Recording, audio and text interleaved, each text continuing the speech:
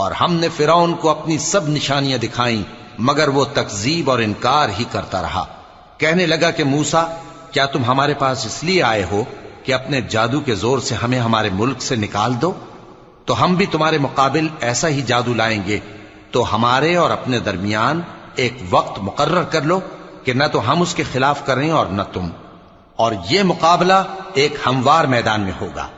موسیٰ نے کہا کہ آپ کے لیے یوم زینت کا وعدہ ہے، اور یہ کہ لوگ اس روز دن چڑھے اکٹھے ہو جائیں۔ تو فرعون لوٹ گیا اور اپنے سامان جمع کر کے پھر آیا۔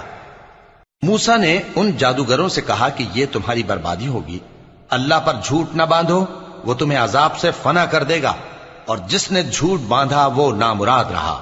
تو وہ باہم اپنے معاملے میں جھگڑنے اور چپ کے سرگوشی کرنے لگے۔ کہنے لگے یہ دونوں جادوگر ہیں، چاہتے ہیں کہ اپنے جادو کے زور سے تم کو تمہارے ملک سے نکال دیں